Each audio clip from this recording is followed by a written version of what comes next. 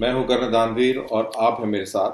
आज हम Indo Pacific region की बात करेंगे और इसके हवाले से उन सारी चीज़ों पर फोकस करेंगे, उसके बारे में बात करेंगे जो इस इलाके के अंदर अब चल रही हैं और बहुत जोर शोर से इन पे प्रोग्रेस हो रही है। तो जैसे हम आज वीडियो बना रहे हैं, आज ही के दिन क्वाड की एक वर्चुअल मीटिंग होने वाली है। मेरे ख्याल से ये हिंदुस्तान के शाम के वक्त होगी, जिसके अंदर अमेरिका के राष्ट्रपति जो बाइडेन, ऑस्ट्रेलिया के प्राइम मिनिस्टर मिस्टर मॉरिसन और उधर जापान के प्रधानमंत्री सुगा और हमारी तरफ से मिस्टर मोदी पार्टिसिपेट करेंगे।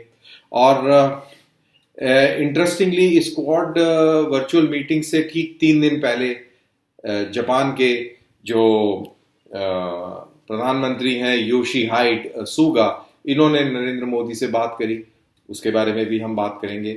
एंड जैसे ये क्वाड खत्म होगा उसके बाद 19-20 को आपके यूनाइटेड स्टेट्स के सेक्रेटरी ऑफ डिफेंस इंडिया आ रहे हैं।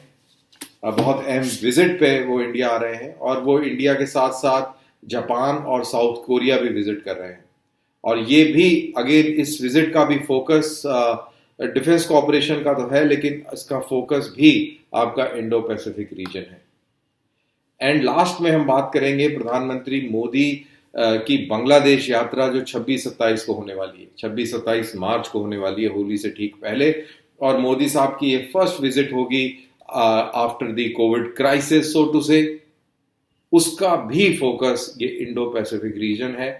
क्यों है, इसके बारे में भी बात करूंगा। तो सबसे पहले शुरू करते हैं, ये क्वाड से 3 दिन पहले जापान के प्रधानमंत्री योशीहाइड सुगा ने नरेंद्र मोदी को फोन क्यों किया। अब जैसा कि हम अच्छी तरह जानते हैं कि चाइना ने साउथ चाइना सी और ईस्ट चाइना सी के अंदर एक किस्म की गुंडागर्दी मचा रखी है। एक तरफा जो मैरीटाइम बाउंड्रीज हैं उनको बदली करने का प्रयास किया है, कुछ टापुओं पर अपना कब्जा किया है, कुछ नए टापू उसने समुद्र में बनाए हैं और कई सारे इलाकों पर, कई सारे टापुओं पर वो अपना क्लेम भी करता है कि ये इलाका हमारा है, जैसे कि ईस्ट चाइना सी के अंदर सिंकाकू आइलैंड्स। अब इससे बहुत तनातनी है, खासतौर से जापान के अंदर, फिलीपींस के अंदर और वियतनाम के अंदर। और सबसे ज्यादा जो परेशान इस वक्त है वो है जापान। और वो इसलिए है कि चाइना ने एक कोस्ट गार्ड लॉ भी पास कर दिया। इस लॉ के तहत चाइना ने अपनी कोस्ट गार्ड को अधिकार दे दिया है कि अगर कोई भी मुल्क के नेवी के जहाज या कोई प्राइवेट फिशिंग बोट या जो भी कोई, अगर वो मैरीटाइम बाउंड्री का उल्लंघन करती है तो उसके ऊपर फायर किया जा सकता है। यानी कि अब ये स्टेज आगे चली गई है। अभी तक वार्निंग दी जाती थी कि आप हमारे इलाके से हट जाएं, आप ये चाइना के इलाके में आ गए हैं।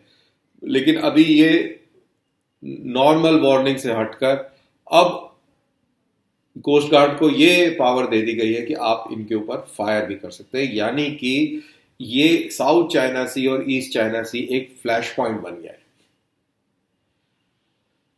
प्रधानमंत्री सुगा ने नॉर्थ कोरिया की भी बात करी, जहां पर जापानीज नेशनल्स को अगवा कर लिया गया। और इंटरेस्टिंगली ये प्रधानमंत्री सुगा ने उइगुर मुसलमानों की भी बात करी, जो चाइना के जिनजियांग प्रोविंस के अंदर चाइना का अत्याचार जो उइगुर मुसलमानों के ऊपर चल रहा है उसके विषय में भी बात करी। और मोदी ने भी जापान के प्रधानमंत्री को आश्वासन दिया कि हम इंडो पैसिफिक रीजन के अंदर एक सकारात्मक कॉपरेशन को देखते हैं और इंटरनेशनल लॉ वहां पे प्रिवेल करे, मैरीटाइम लॉज प्रिवेल करे, इसके लिए हम वचनबद्ध हैं। जैसा मैंने कहा, ये ठीक 3 दिन पहले ये कॉल आया क्वाड की जो वर्चुअल मीटिंग होने वाली है। और वर्चुअल मीटिंग जैसा मैंने बोला कि आज हो रही है। और ये वर्चुअल मीटिंग में यूएस के राष्ट्रपति, ऑस्ट्रेलिया के प्रधानमंत्री, जापान के प्रधानमंत्री और हिंदुस्तान के प्रधानमंत्री हिस्सा लेने वाले हैं। इसके अंदर ये डिस्कस करने वाले हैं सबसे पहले कि किस तरीके से कोरोना की वैक्सीन जो है एक सही दर पर और एक सही तरीके से बराबरी के दर्जे के हिसाब से सब मुल्कों को, साउथ ईस्ट एशिया के मुल्कों को प्रदान करी जाए, इसके ऊपर विचार करेंगे। और ये तो करेंगे लेकिन फिर वही जो समस्या जो प्रधानमंत्री जापान के सुगा साहब ने जो बयान करी चाइना के मुतालिक, उसके ऊपर भी बहुत गहन विचार होगा। और मेरे ख्याल से वो एक असली मुद्दा रहेगा इस पूरी मीटिंग का। ये जो क्वाड की मीटिंग होगी, इसके अंदर जो इवॉल्विंग सिचुएशन है इंडो पैसिफिक रीजन में, चाइना की जो मसल फ्लेक्सिंग से पैदा हुई है, उसके ऊपर मेन फोकस रहेगा। और क्वाड का जो अमेरिका का जो पॉइंट है, अमेरिका अपने पॉइंट को फिर से और एम्फेटिकली पेश करेगा, और वो उसका पॉइंट है कि क्वाड को एक सिक्योरिटी स्ट्रक्चर दे दिया जाए, फॉर्मल सिक्योरिटी स्ट्रक्चर दे दिया जाए, यानी कि बोले तो अलायंस का रूप दे दिया जाए। और मेरे ख्याल से जापान, ऑस्ट्रेलिया और अमेरिका इसके लिए तैयार है, बट हिंदुस्तान तैयार नहीं है। हिंदुस्तान की फिलॉसफी स्ट्रेटेजिक ऑटोनॉमी की रही है, और वो जब से आज़ाद हुआ है तब से किसी भी अलायंस का हिस्सा नहीं बना है। तो हिंदुस्तान की तरफ से बहुत अभी रुकावटें हैं। क्या वो अमेरिका उन रुकावटों को पूरा कर पाएगा, पार जा पाएगा, ये देखने वाली बात है।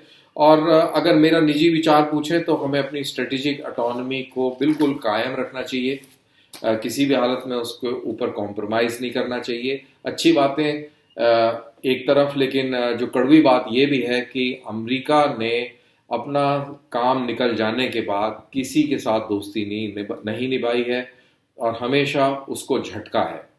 अगर इंडिया अमेरिका के साथ में किसी तरीके का अलायंस करता है, तो हम एक बहुत बड़े एक पार्टनर और हमारे पड़ोसी, मैं उसको पड़ोसी ही कहूँगा, रशिया को खोने का एक बहुत बड़ा चांस हमारे लिए बन जाता है। और रशिया हमारे लिए बहुत इंपॉर्टेंट है, चाहे वो अफगानिस्तान हो, चाइना के साथ संबंध हो, सेंट्रल एशिया हो, ईरान हो या मध्य पूर्व हो, और रशिया हिंदुस्तान के लिए बहुत अहम है, बहुत इंपॉर्टेंट है, तो हम उसको भी नहीं खो सकते। तो ये सारी चीज़ों को बैलेंस करने के लिए इंडिया को न्यूट्रलिटी बना के रखनी पड़ेगी।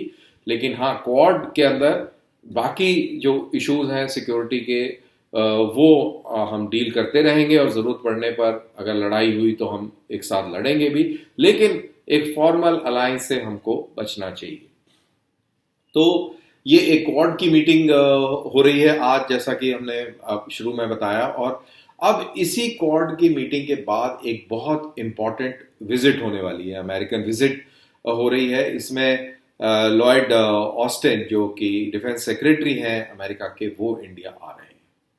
वो इंडिया आएंगे, वो कंसोलिडेट करने के लिए आ रहे हैं जो मिलिट्री टू मिलिट्री कोऑपरेशन जो इंडिया और यूएस के बीच में चल रहा है।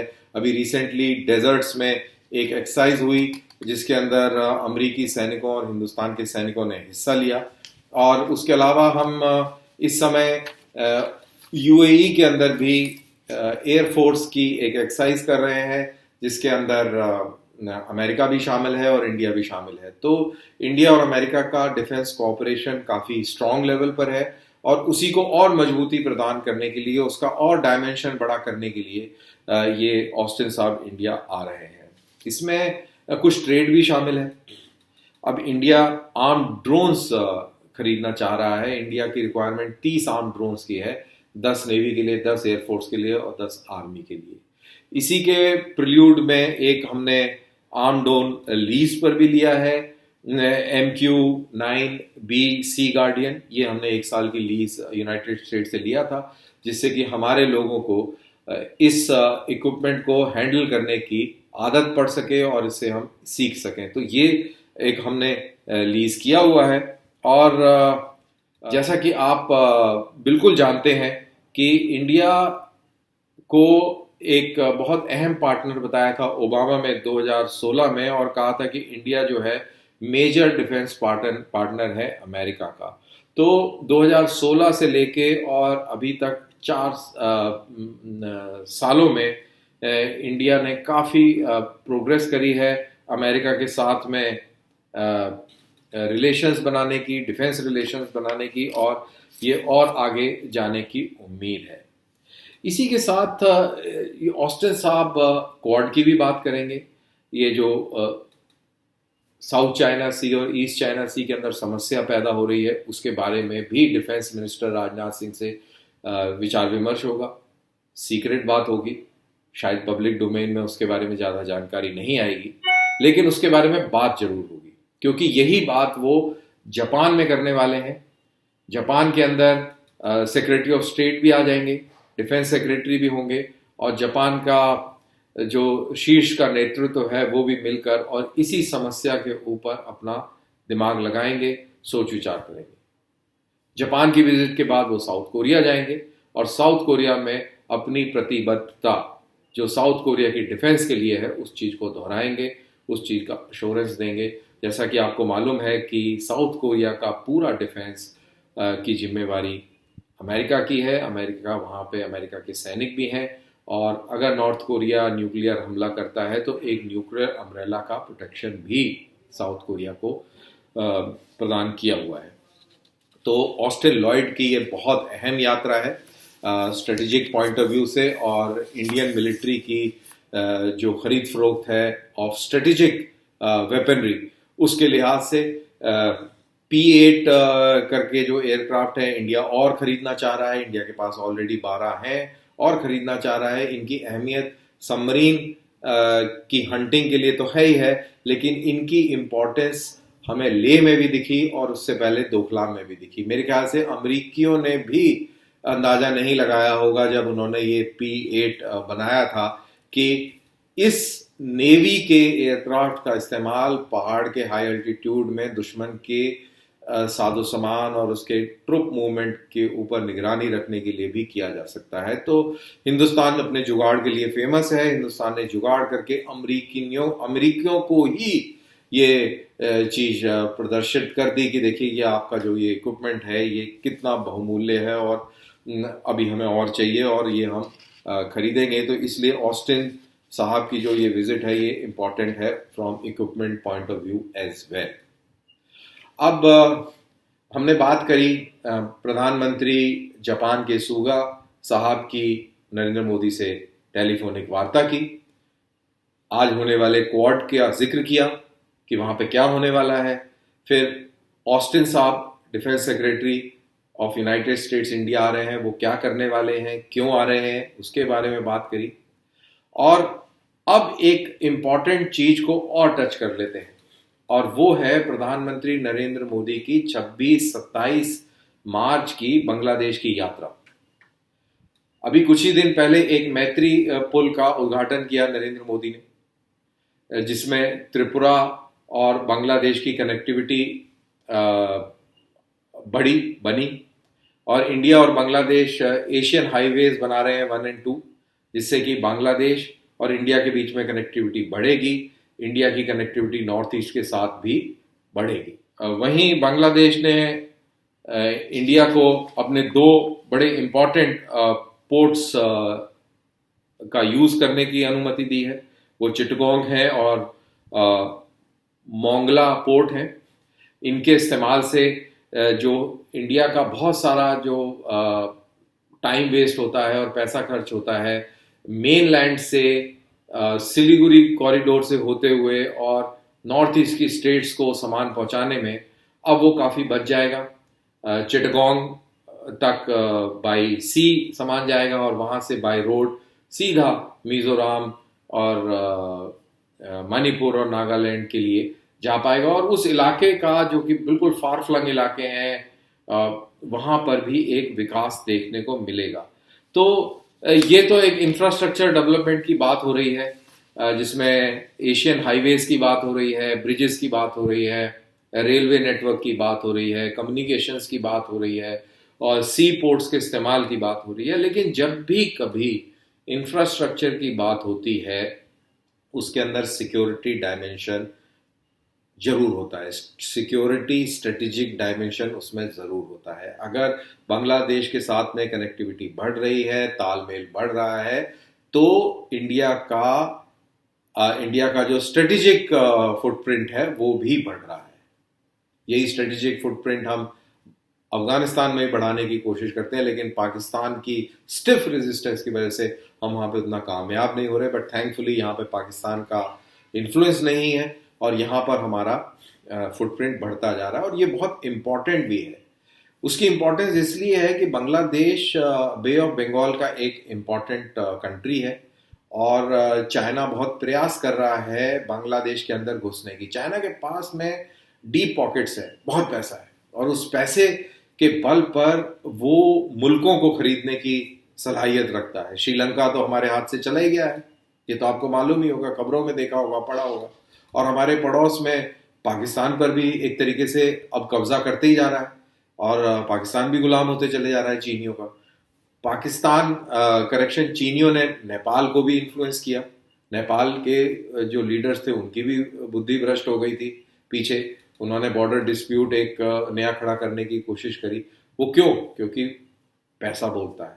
चाइना का पैसा जो है उसका बहुत फर्क पड़ रहा है। अब वो बात और है कि इंडिया भी अपनी तरफ से प्रयास करके नेपाल के साथ जो रिलेशन है उसको फिर से पटरी पर लेके आया है। लेकिन बांग्लादेश को लेकर अभी चिंताएं बनी हुई हैं, क्योंकि 2 महीने पहले बांग्लादेश ने चाइना से 2 सबमरीन खरीदी, और एक सबमरीन बांग्लादेश में ही चाइना बनाएगा। इससे इंडिया की थोड़ी परेशानी बढ़ी हुई है, क्योंकि चाइनीज नेवल एक्सपर्ट्स बांग्लादेश में होंगे, और इंडिया का एक बहुत बड़ा स्ट्रेटेजिक पोर्ट आ रहा है ईस्टर्न कोस्ट पे, आईएनएस वर्षा, जहाँ पे हमारी न्यूक्लियर आर्म्ड सबमरीन्स डॉक करेंगी। स्ट्रेटेजिक पॉइंट ऑफ व्यू से बहुत बहुत इंपॉर्टेंट है। और जब चाइनीज बांग्लादेश में नेवल एक्टिविटी कर रहे होंगे तो उससे हमारी जो सिक्योरिटी है उस पर खतरा मंडराता है। और बे ऑफ बंगाल, बंगाल की खाड़ी के अंदर भी चाइनीज प्रेजेंस हमको तकलीफ दे रहा है। इसलिए मोदी साहब की ये जो विजिट है बांग्लादेश की, वो बहुत इंपॉर्टेंट है इंफ्रास्ट्रक्चर और अदर कल्चरल इश्यूज के चलते, लेकिन सिक्योरिटी डायमेंशन बड़ा स्ट्रांग है। वहीं जापान भी इस चीज को समझता है, और जापान भी यहाँ पर बहुत इन्वेस्टमेंट करने के लिए तैयार है। जापान इंडिया की मदद से बांग्लादेश को साउथ एशियन कंट्रीज के साथ जोड़ना चाहता है, और बांग्लादेश में भी शेख हसीना काफी उत्साहित हैं। वो भी चाहती हैं कि बांग्लादेश की connectivity by road south east Asian country से हो। इंडिया चाहता है कि जापान बांग्लादेश में आए, और जो चाइना का जो पैसा जो लेकर, जो चाइना जो इम्प्रेस करने की कोशिश कर रहा है बांग्लादेश को, वो चाइना यहाँ से हटे और जापान आ जाए। जापान और इंडिया एक अच्छे फ्रेंडली कंट्रीज हैं, और इंडिया एक आगे चल के ये चाहता है कि बांग्लादेश इंडिया के साथ इंडो पैसिफिक स्ट्रेटेजिक फ्रेमवर्क का हिस्सा बन सके। ये बहुत इंपॉर्टेंट है। हम क्वाड की बात कर रहे हैं, और हम साउथ चाइना सी, ईस्ट चाइना सी की बात कर रहे हैं, सिक्योरिटी अलायंसेस की बात कर रहे हैं, और इंडिया बांग्लादेश का एक बहुत अहम रोल इसके अंदर देखता है, क्योंकि बांग्लादेश बे ऑफ बंगाल के लिए इंपॉर्टेंट है, और इंडिया और बांग्लादेश का कोऑपरेशन इंडिया की सिक्योरिटी के लिए भी बहुत अहम है। बे ऑफ बंगाल के अंदर हमारे अंडमान निकोबार आइलैंड्स हैं, उनकी सिक्योरिटी के लिए भी बहुत अहम है।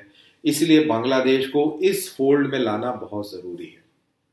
सरलता से मैं आपको बता दूं, फर्ज करिए कि बांग्लादेश चाइना के खेमे में चले जाता है, चाइनीज नेवी की पकड़ बांग्लादेश की नेवी की पकड़ के ऊपर बढ़ जाती है, चाइनीज की नेवी पोर्ट कॉल करती है बांग्लादेश के पोर्ट्स पर, और एक अच्छा कोऑपरेशन बन जाता है, तो इसका नुकसान क्या होगा?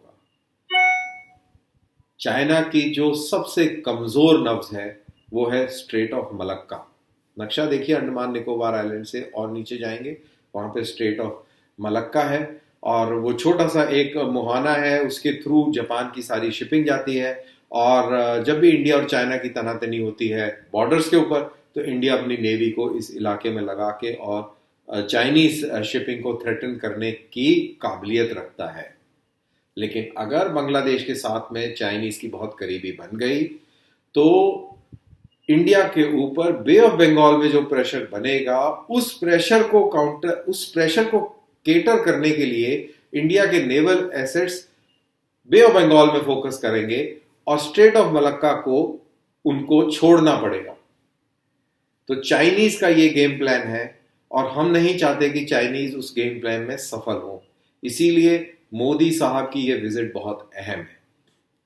तो दोबारा से दोहराता हूं, योशीहाइड सुगा का फोन कॉल, आज होने वाली क्वाड समिट की मीटिंग, लॉयड ऑस्टिन की विजिट और उसके बाद प्रधानमंत्री मोदी का बांग्लादेश दौरा, ये कुछ ऐसी घटनाएं हैं जो हमारे इंडो पैसिफिक रीजन के लिए इंपॉर्टेंट है, हिंदुस्तान की सिक्योरिटी के लिए इंपॉर्टेंट है, फिजिकल सिक्योरिटी के लिए इंपॉर्टेंट है, इकोनॉमिक सिक्योरिटी के लिए इंपॉर्टेंट है और हमारा जो पूरा ओवरऑल डेवलपमेंटल एस्पेक्ट्स हैं उसके लिए भी बहुत इंपॉर्टेंट है।